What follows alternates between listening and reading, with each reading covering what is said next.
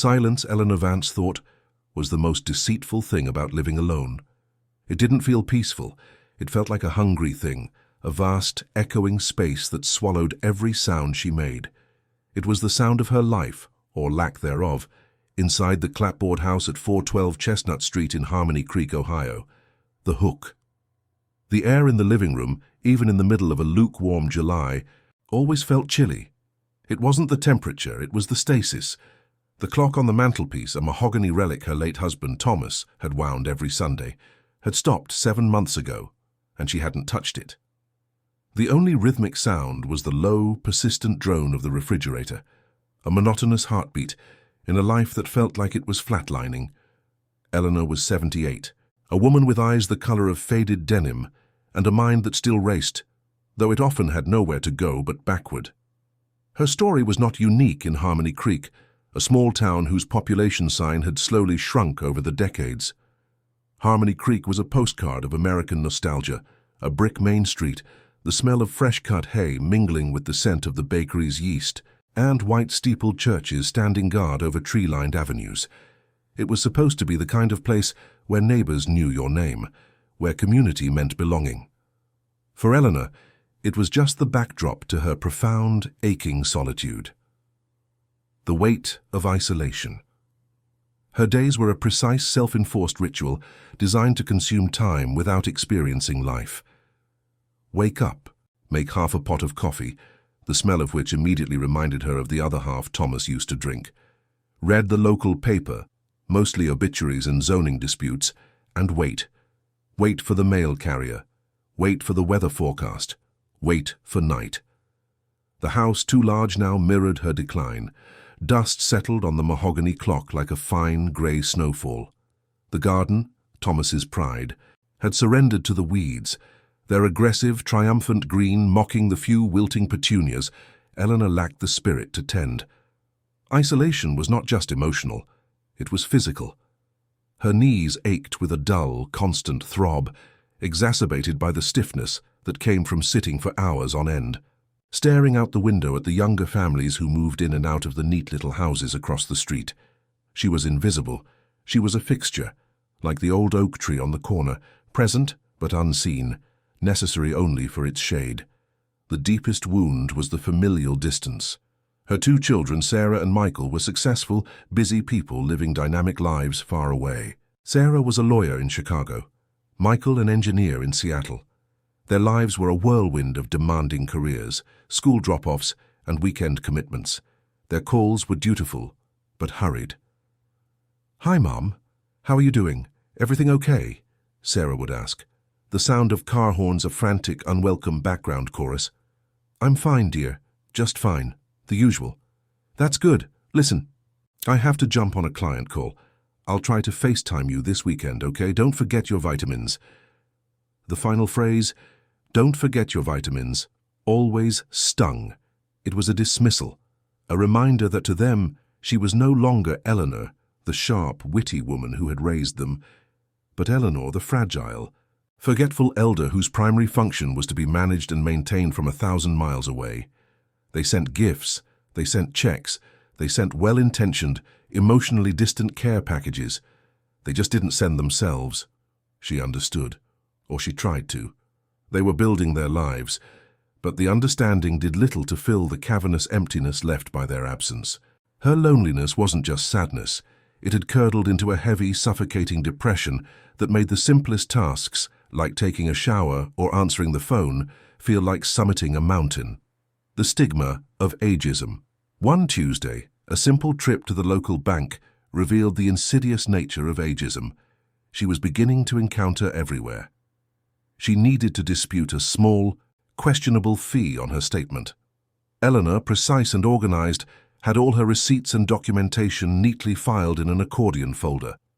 She approached the young manager, a man barely 30 with a practiced, patronizing smile. "Mrs. Vance, what can I help you with today?" he asked, speaking slowly, deliberately, as if she were hard of hearing or mentally impaired. She explained the error clearly, presenting the evidence. He barely looked at the papers. "Ah, yes, I see. Now, Mrs. Vance, are you sure you didn't perhaps forget a transaction?" Sometimes as we get older, memory can play tricks on us with all these small digital payments. It's quite common. He tapped the desk with a pen, a dismissive gesture that felt like a slap. Eleanor's voice was low, but firm, her old schoolteacher's authority briefly returning. Mr. Thompson, I understand how a misplaced faith in stereotypes works, but I assure you, my memory is perfectly intact. My balance is off by exactly $22.47. If you would simply look at the ledger entry from the 14th, you will see a duplicate charge. He sighed, the theatrical weariness of a young person forced to deal with a difficult older one. When he finally looked, he found she was exactly right. He offered a perfunctory apology, but the damage was done. It wasn't just the bank, it was the doctor who spoke only to her daughter on the phone, the customer service representatives who immediately transferred her to the senior line before she'd finished her first sentence, the assumption that her age meant obsolescence. They saw the grey hair, the slow gait, and mentally boxed her. Incapacitated, irrelevant, out of the way, the catalyst. The unexpected knock. The isolation might have continued indefinitely had it not been for the new neighbors across the street, the Millers, a young couple, Maya and David, with a mischievous toddler named Leo. They were city transplants, bringing an unfamiliar, vibrant energy to Chestnut Street. One rainy Saturday afternoon, Eleanor was watching Leo trying to splash in a tiny puddle in his rubber boots. The doorbell rang, a jarring sound that startled her. It was Maya Miller, holding a casserole dish wrapped in foil. She had bright, earnest eyes and a confident, easy manner. Mrs. Vance, I'm Maya from across the street. Welcome to the neighborhood. Well, I'm the new one. I made too much chicken and rice casserole, and I thought, waste not, want not. Eleanor hesitated. Accepting food felt like admitting need, a betrayal of her self-imposed fortress. Oh, no, dear, that's too kind, but I don't need— Nonsense, Maya interrupted cheerfully, stepping slightly over the threshold, her scent a mixture of cinnamon and detergent, a powerful contrast to Eleanor's stale air. I'm having a terrible time getting the Wi-Fi modem to blink green. David's useless. I noticed you've lived here forever. Did you ever have trouble with the old Bell South line or whatever it is now? It was a brilliant opening, a request for help, a momentary inversion of the established age hierarchy. Eleanor, the seasoned resident, could offer advice. For 30 minutes, Eleanor stood by the door, providing local infrastructure history, information on the best local electrician, and a detailed critique of the City Council's decisions regarding fiber optics in the early 2000s. Maya listened intently, not with forced patience but genuine interest. As Maya turned to leave, she paused. Mrs. Vance, I noticed your mail has been piling up a bit, and your storm door keeps catching in the wind. Could David maybe swing by and take a look this week? No charge, he just likes to tinker. Eleanor felt the familiar, protective walls go up, but Maya's sincerity chipped away at them. That would be very kind, dear. The digital bridge. David came the next day, not only fixing the storm door but also the stubborn clock, a tiny, powerful act of restoration. As a thank you, Eleanor offered him a slice of the pie she had baked the previous day, a recipe Thomas loved, baked in a moment of misplaced energy. That exchange led to another. Maya, sensing Eleanor's mental sharpness and quiet despair, came over one evening with a laptop. Okay, Eleanor, Maya announced, using her first name for the first time. We need to talk about connection. Your kids are killing themselves trying to make time for you, but the logistics of Chicago to Harmony Creek are insane. We're going to bridge the gap. Eleanor scoffed. Oh no, I can barely work the microwave. The internet is a tangled web of— A lifeline, Maya finished gently. It's just an organized telephone, and I'm your IT support. The first few lessons were frustrating, a testament to the steep learning curve of digital literacy when one has been excluded from its evolution. Eleanor wrestled with the concept of a cursor, the double-click, and the vast, overwhelming landscape of the search engine. Where did the page go? I didn't touch anything. You minimize the window, Eleanor, it's okay. See the little line at the bottom? Click that. Then came the first successful video call with Michael. He answered, looking slightly harried, in a blue button-down shirt. The connection was clear. "Mom, is that really you? Look at the quality. You look great." Eleanor saw her son's face, not a flat picture, but a moving, breathing reality. The way his brow furrowed when he was concentrating, the small laugh lines around his eyes. She saw his home office, a glimpse into his world that a hurried phone call could never convey. "Michael, I can see your bookshelf. You finally finished The History of Bees." The trivial question grounded the call, shattering the sterile, "How are you?" routine. He stopped, leaned closer to the screen, and for the first time in months, they had a real sustained conversation, discussing the book, his office plant, and the latest news without the panic of impending disconnection. The social media reawakening. The biggest breakthrough came when Maya introduced her to social media, a platform that felt less like a tool for surveillance and more like a massive digitized community bulletin board. "There's a local group, Eleanor, Harmony Creek History and Memories. I think you'd love it. It's full of old photos and town gossip." Eleanor, a walking encyclopedia of Harmony Creek, hesitated, but the allure of seeing her town through the eyes of others and having her own recollections validated was too strong. She made an account. Eleanor Vance, HC. Her first post was simple, a grainy photo of the old soda shop, Henderson's drugstore, that used to occupy the corner lot before the bank arrived. Eleanor Vance, HC. "Does anyone remember the banana split special at Henderson's back in '65? They used real cream, not that aerated stuff." The response was immediate and overwhelming. Darlene in town. "Oh my gosh, Eleanor, I do. I remember you and Thomas going on your first date there. You had the red dress." Old man Tim. "Eleanor, that picture. The countertop was slate green, wasn't it? My father used to own the place. Good to hear from you." In the following weeks, Eleanor blossomed online. She shared stories of the town's golden era, posted old black and white photos of the high school football team, and corrected factual errors about the construction of the town hall. She was witty, engaging, and known. The people who had walked past her house for years suddenly saw her again. This connection was more than just socializing. It was preventative medicine for the soul. The sound of Maya's laughter, or David's hammer from across the street, chipped away at the mental fog that had settled on Eleanor. Talking to Maya, a sharp, quick-witted person, forced Eleanor's mind to keep pace, retrieving names, dates, and historical facts about Harmony Creek that had been locked away in her solitude. Her doctor had once cautioned her about the risks of cognitive decline associated with isolation, but now her mind felt like a muscle being vigorously exercised. Little Leo, the toddler, provided a joyful, necessary chaos. His demands for stories about when the world was little gave her purpose, requiring creativity and recall. The human connection, the simple, consistent act of being seen, heard and needed, was a powerful antidote to the silent poison of depression. She realized the profound difference between surviving and truly living lay entirely in the presence of others. The simple question, "How was your day?"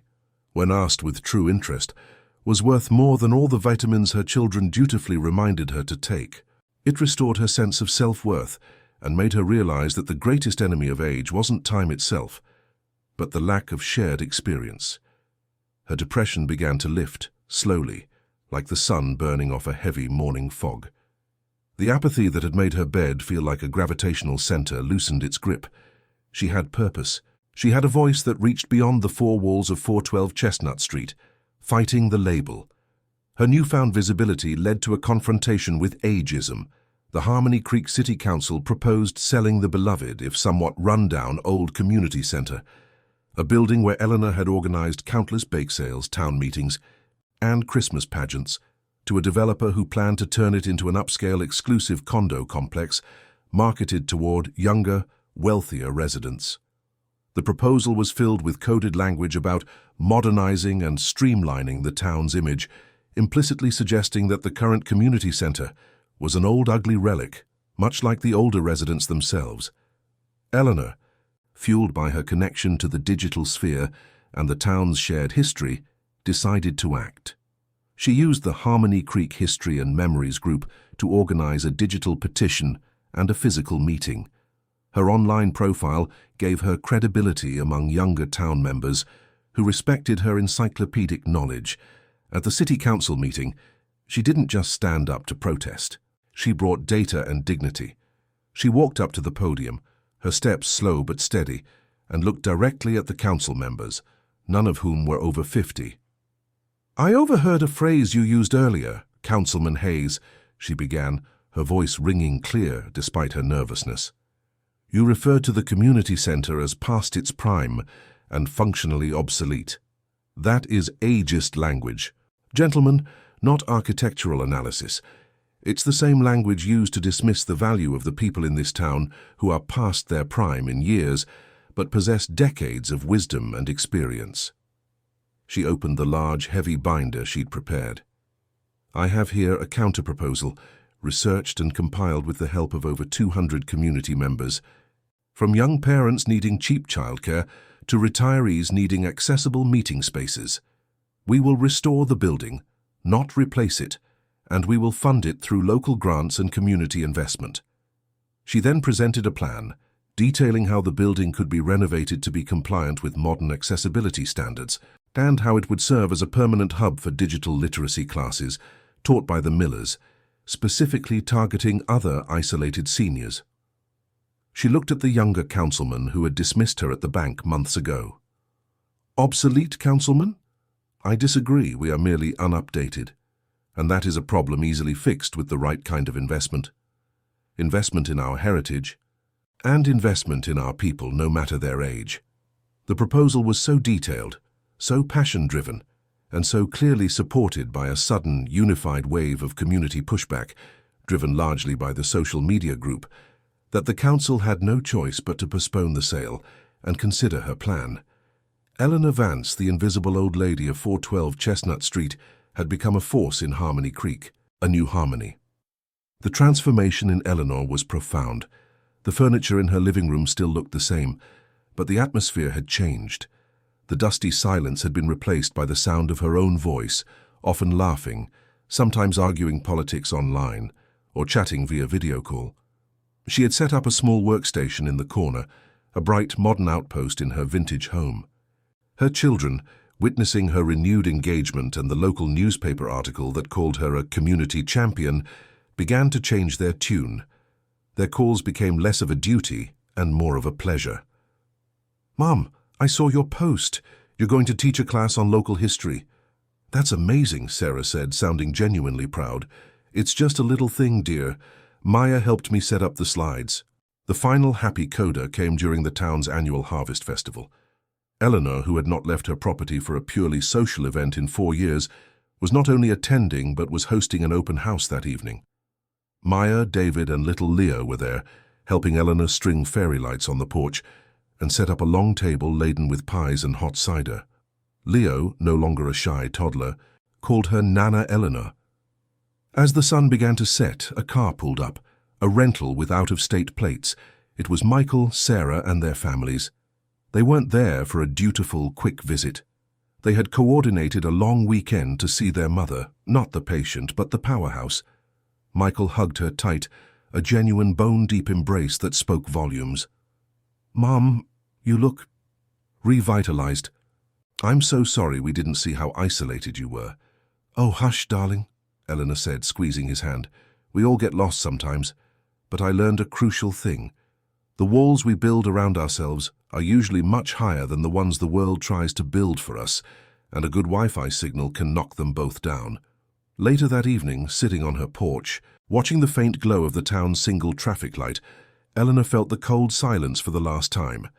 It was quickly replaced by the sound of her grandchildren arguing cheerfully over a board game inside, the low, steady murmur of her children's voices, and the genuine warm laughter of her neighbors, Maya and David. The mahogany clock was still broken, a relic of the past. But Eleanor didn't need it. Her life was no longer about counting the minutes until the day ended. It was about filling them. She was 78, connected, and finally, truly home. The silence was gone. In its place was the beautiful, messy, undeniable noise of living.